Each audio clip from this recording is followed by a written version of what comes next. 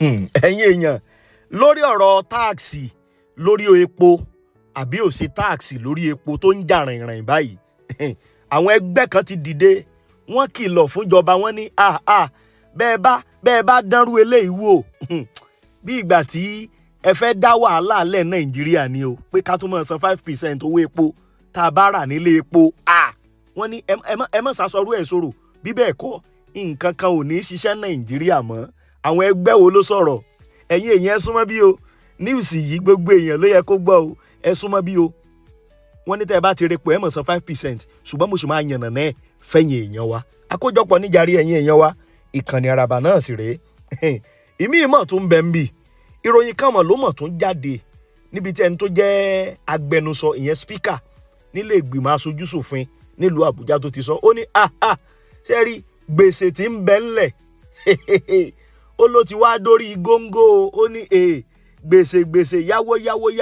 ńgbà tí ó tún wá sọ oníṣẹ́ wá rówó yíyá yìí kì í ṣe Nàìjíríà nìkan o ó ní gbogbo orílẹ̀-èdè Áfíríkà ni kódà ẹ wá wò ó yànnàná o kí ló ṣẹlẹ̀ èló ni Nàìjíríà ti jẹ ní gbèsè ẹ̀yin èèyàn ẹ súnmọ́ bí sẹ́ ìkànnì àràbà ni ẹ̀yin èèyàn àwọn sọ́spẹ̀tì 52 ìyẹn 48 tí wọ́n ní àwọn bandit ní tí wọ́n mú ńlọrin àwọn ọlọ́pàá ti fi wọ́n lẹ̀ o wọ́n ní wọn yìí ṣe bandit ó pé wọn yìí sọ̀daràn o ẹ̀yin èèyàn ní táwọn ọlọ́pàá sọnù o ṣùgbọ́n kí ló ṣẹlẹ̀ gangan kí ló dé táwọn ọlọ́pàá fi sọ bẹ́ẹ̀ èmi ó yànnà náà ẹ̀fẹ́ yìí èèyàn wa ìkànnì àràbà rẹ̀ jàre ẹ̀yin èèyàn wa ẹ mọ̀ bá wa ṣíà ẹ jẹ́ ó kan gbogbo àwọn èèyàn wa la now ẹ wá já bẹ̀rẹ̀ látàrí ó ṣe ọ̀rọ̀ oní new tax kò ṣe new tax èyí tó ń jà rìnrìn ńlẹ̀ wípé gbogbo aráàlú tó bá ti bọ́ sí ilé epo tó fẹ́ repo bóyá sọ́kadà ní o àbí mọ́tò ní o iye epo tẹ́ ẹ bá rà bẹ́ẹ̀ bá ra epo 10,000 ẹ ó san 5% lórí 10,000 kì bá dẹ̀ jẹ́ epo 100,000 lẹ́rà ẹ tó san 5% lórí 100,000 tẹ́ ẹ bá rà eléyìí gangan ló wá mú kí àwọn àjọ olókoòwò TUC ni wọ́n bá fún ìjọba àpapọ̀ ní ọjọ́ 14 gbèdéke ọjọ́ 14 ni wọ́n fún ìjọba wọ́n níjọba àpapọ̀ wọ́n ní àwọn ọ̀rọ̀ yìí o àwọn fún yín ní ọjọ́ 14 péré láti tètè yí ìpinnu yín padà wípé káwọn aráàlú tún máa san 5%. ẹni tó jẹ́ alága ìgbìmọ̀ kan tíjọba àpapọ̀ tí wọ́n gbé kalẹ̀ tí wọ́n pè ní Presidential Committee on Fiscal Policy and Tax Reform tí alága wọn jẹ́ Táíwò Oyèdélé olómọ̀gbẹ́nu ìjọba sọ̀rọ̀ ó ní sẹ́rí 5% táwọn fẹ́ máa gbà yìí ó ní àwọn fẹ́ máa fi ṣe ọ̀nà kí gbogbo àwọn ọ̀nà tí ń bẹ Nàìjíríà kó lè dúró re ni ó ní kódà kì í ṣe tuntun ó láwọn orílẹ̀-èdè tó lé ní 100 ó ní ó jẹ́ wípé owó táwọn kan tiẹ̀ ń gbà ó pọ̀ ju ti Nàìjíríà lọ ṣùgbọ́n tó wá jẹ́ TUC ló wá sọ̀rọ̀ ó ní ìjọba mà lójú àánú ṣé ó dìgbà tẹ́ ẹ bá pa gbogbo ọmọ Nàìjíríà tán pátápátá ni àbí ṣé ẹ fẹ́ fi gbogbo ọmọ Nàìjíríà rúbọ ni gbogbo ń tẹ́ ẹ gbé wá yìí ó mọ̀ burú jáì owó epo ẹ ti gbé lọ sókè ọ̀rẹ́dì tẹ́lẹ̀ tó ti gbogbo nǹkan tí wọ́n gógógó tó yẹ pé ìgbé ayé ìnira ìgbé ayé ebi ìgbé ayé poverty ni gbogbo àwọn ọmọ Nàìjíríà ń gbé ẹ̀tún wá dé ẹ̀tún wá ní bọ́mbá tó ti lọ repo ńlé epo ẹ̀tún máa gba 5% iye owó epo tán bá rà ó ní ẹ bẹ̀rù Ọlọ́run ó nítorí ẹ̀ àwọn fún yín ní 14 days ìyẹn ọjọ́ 14 gbèdéke ọjọ́ 14 péré làwọn fún ìjọba àpapọ̀ o kí wọ́n tètè tún èrò wọn pa ó ní bí bẹ́ẹ̀ kọ́ ó láwọn ti kọ sí gbogbo àwọn ọmọ ẹgbẹ́ àwọn pátá gbogbo àwọn ẹ̀ka èmi ní gbogbo àwọn àjọ tó jẹ́ tolókoòwò ó láwọn ti sọ fún wọn wípé ẹ wà àtàlà àti o torí ìgbésẹ̀ tíjọba fẹ́ gbé yìí pé àwọn ò ní gbà kí ìgbésẹ̀ yẹn ò kórìíta nítorí wípé tẹ́ bá gbogbo ìgbésẹ̀ tíjọba ń gbé ó ní bí ìgbà tí wọ́n mọ̀ọ́mọ̀ fẹ́ fi ayé ni ọmọ Nàìjíríà láàánú ó ní bẹ́ẹ̀ ìgbà tẹ́ dé ẹgbówó ti bí sókè ìgbà tẹ́ dé ẹgbówó tọ̀hún sókè ó ní gbogbo àwọn ọmọ Nàìjíríà wá ń gbé ìgbé ayé ìnira ó ní gbogbo aráàlú ń gbé ó lára ń kan gbogbo àwọn èèyàn àwọn ọ̀dọ́ gan ara ń kan wọ́n àwọn ìyá ara ń kan wọ́n gbogbo everybody lára ń kan ó ní ìjọba kan tiẹ̀ wá mọ̀ ju bó bá tún dé tax èlé tax tán ó ní tax tẹ́ẹ̀kan tiẹ̀ ń gbà gan ó ti di multiple already pé owó àtúnlẹ̀ pò yìí oúnjẹ ló wọ́n gógógó lọ́jà káràlú ò lè róúnjẹ rà ó ní fún díẹ̀ yìí ó níjọba ó lẹ́ẹ̀ ti fẹ́ fún gbogbo ọmọ Nàìjíríà ó lẹ́ẹ̀ ti fún wọn gbé already tẹ́ bá tún wálẹ̀ tún wá gbé táàsì kan wá ń sìn bí ìgbà tẹ́ ẹ fẹ́ pa wọ́n pátápátá ni ó ní torí ẹ̀ fún ìjọba àwọn ọ̀rọ̀ yín o ẹ tètè tún èrò yín pa o ó ní bí bẹ́ẹ̀ kọ́ ó ní àwọn ó dantúùlù gbogbo nǹkan Nàìjíríà tó jẹ́ pé gbogbo àwọn òṣìṣẹ́ pátápátá nǹkan kan ò ní ṣiṣẹ́ Nàìjíríà ó ní torí ẹ̀ ló fi jẹ́ wípé gbogbo àwọn lẹ́gbẹ́lẹ́gbẹ́ àwọn professional bodies lóríṣiríṣi gbogbo wọn làwọn ti sọ fún wípé kán dúró digbí bíjọba bá ti kọ̀ lẹ́yìn 14 days táwọn fún wọn bí wọn bá ti mẹ́nu kúrò lórí pé káwọn èèyàn tó máa san 5% owó epo tán bá rà nílé epo ó ní àjẹ́ wípé àwọn gẹ́gẹ́ bí ẹgbẹ́ òṣìṣẹ́ ẹgbẹ́ olókoòwò ó láwọn ó sọ báwọn ṣe jẹ́ o fúnjọba ó ní torí ẹ̀ gbogbo pọ́lísì èyí tí wọ́n gbé wáyìí ó ní pọ́lísì ìnira ìgbé ayé ìnira bí ìgbà tí wọ́n fẹ́ pa ọmọ Nàìjíríà ni o ẹ̀yin èèyàn ẹ gbọ́ kí lẹ̀yin rí sí 5%. Ìjọba sì sọ wọ́n ní eléyìí pé òfin yìí ti wà ńlẹ̀ ti pẹ́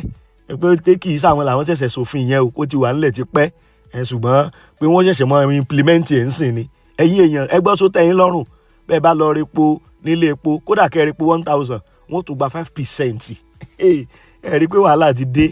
pé wọ́n tún gba 5% lọ́wọ́ yín só tẹ́yìn lọ́rùn ẹ máa fèrú ọkàn yín hàn sábẹ́ abala àríwísí wa jàre ẹ máa share kó máa kan gbogbo àwọn èèyàn wa kó máa kàn wọ́n lára ìkànnì Araba náà ni ẹ̀yin èèyàn lórí ọ̀rọ̀ ó so ní gbèsè kò so ní gbèsè tí wọ́n ní orílẹ̀-èdè Nàìjíríà jẹ gẹ́gẹ́ bí ìwé ìròyìn Daily Trust bó ṣe gbé jáde gbàgàdàgbàgàdà ó bẹ̀ lámọ̀ tí rí tí ẹni tó jẹ́ speaker nílé ìgbìmọ̀ aṣojú ṣòfin yẹn House of Rep nílùú Àbújá ló mọ̀ ti sọ̀rọ̀ wípé gbèsè yìí ti pọ̀ ju o ó ní gbèsè tí ń bẹ lọ́rùn Nàìjíríà ó ní gbèsè yìí ti pọ̀ ó ti dé góńgó wípé bí tá a dé báyìí a gbọ́dọ̀ mọ bí a ṣe sọ̀rọ̀ gbèsè kí ló ṣẹlẹ̀ gangan ẹni tó jẹ́ agbẹnusọ nílé ìgbìmọ̀ aṣojú ṣòfin ìyẹn Abbas Tajudeen ó mọ̀ ló mọ̀ ń sọ̀rọ̀ níbi ìpéjọpọ̀ àwọn orílẹ̀-èdè ìyẹn Annual Conference and General Assembly of West African Association of Public Accounts Committee tí wọ́n ti ń ṣèpàdé wọn nílùú Àbújá ẹni tó wá jẹ́ House Leader ìyẹn Professor Julius Imebore ó mọ̀ ló mọ̀ jẹ́ tó wá aṣojú fún speaker níbẹ̀ mọ̀ ní ọ̀rọ̀ ẹ wá ló ti ń jáde wípé gbèsè tí ń bẹ ńlẹ̀ nóbì kékeré ó wá sọ ó níṣẹ́ wá rí gbèsè tí gbogbo orílẹ̀-èdè lóríṣiríṣi ní West Africa tí wọ́n jẹ ó ní gbèsè yìí ti pọ̀ o ó ní tá bá ní ká máa kà ní méjì mẹ́ta ó ní owó tí wọ́n ti sílẹ̀ báyìí tó jẹ́ external debt tí ń bẹ lọ́rùn West African countries ó ní owó ọ̀hún ó ti lé ní $1.8 trillion ó ní tá bá ní ká máa sàlẹ̀ yọ kọ̀ọ̀kan wípé èló ni Nàìjíríà jẹ ó ní gbèsè ti Nàìjíríà gan ó ti dé góńgó ó ní torí ẹ̀ fún di èyí ó ní sẹ́wárí gbogbo àwọn owó tí wọ́n ń yá yìí ó ní àbójútó gbọ́dọ̀ wà pé owó tí wọ́n ń yá yìí pé a gbọ́dọ̀ rí tí wọ́n torí ẹ̀ yáwó bóyá náà ni wọ́n fẹ́ fi ṣe kárí pé wọ́n ṣe ọ̀nà ó lá gbọ́dọ̀ bójútó dáadáa kí wọ́n sì ṣe àkáǹtì fún ẹni náírà tí wọ́n bá yá lórílẹ̀‐èdè Nàìjíríà ó ní torí ẹ̀ fún di èyí gbèsè tí ń bẹ ńlẹ̀ ó ti gọ ìtọ́ yìí o ẹ̀yin èèyàn èmi kọ́ mò ń sọ̀rọ̀ o speaker fún ilé ìgbìmọ̀ aṣojú ṣòfin nílùú Àbújá ló ń sọ̀rọ̀ o tírú àwọn ilé ìbá tó fi lè sọ̀rọ̀ pé gbèsè tí ń bẹ ńlẹ̀ lọ́rùn Nàìjíríà ó gan ti ọ kódà ó tún wá kó àwọn orílẹ̀-èdè Áfíríkà papọ̀ yẹn West Africa countries pé gbèsè yìí ó ti kọjá rẹ́dẹ̀rẹ́dẹ́ ó ní West Africa nìkan more than $1.8 trillion ní gbèsè tí wọ́n jẹ kọ́lọ́mọ kó ayọ̀ ẹnìkan kàn tiẹ̀ sọ ó ní gbogbo ọmọ Nàìjíríà ló ti níye tó jẹ mo ní Ọlọ́run ṣàánú wa ẹgbẹ́ ẹ̀yin tẹ́ ń wò ẹni gbogbo yín náà lẹ́ ti níye tẹ́ ẹ jẹ Ọlọ́run kó ayọ̀ mọ̀jà máa san tá a jẹ ẹ̀yin èèyàn kò pẹ́ yìí ní ìròyìn kan mọ̀ tó jáde nípínlẹ̀ Kwara níbi tí wọ́n ti sọ wípé ọwọ́ tẹ àwọn bandit kan kódà wọ́n ní 48 ni wọ́n táwọn ọlọ́pàá mú àwọn lẹ́rìí tí wọ́n dojú wọn bolẹ̀ yẹn tí wọ́n sì gba oríṣiríṣi ọ̀kadà lọ́wọ́ wọn tí wọ́n kó wọn lọ sí ìlú Ìlọrin ní police command headquarters nílùú Ìlọrin wọ́n ní ṣùgbọ́n ìròyìn míì tó wá ń jáde báyìí ó ní wípé wọ́n ní wọ́n ti profile gbogbo àwọn 48 tí wọ́n mú yìí pé bandit ni wọ́n pọ̀ dàrán ni wọ́n ní wọ́n ti ṣe iṣẹ́ ìwádìí tó jinlẹ̀ dáadáa lórí wọn wọ́n ní ṣùgbọ́n lẹ́yìn ọ̀rẹ́ yẹn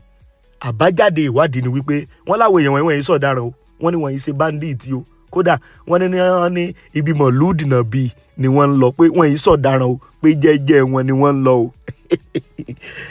ẹnìkan ní in this country we too dey play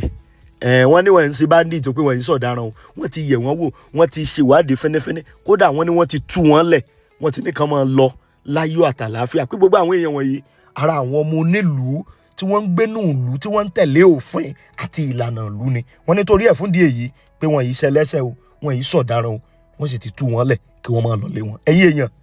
bó o ló ṣe rí lọ́dọ̀ tiyín? Ẹ máa fi kọ́mẹ̀ǹtì yín, ẹ máa fi sábẹ́ fídíò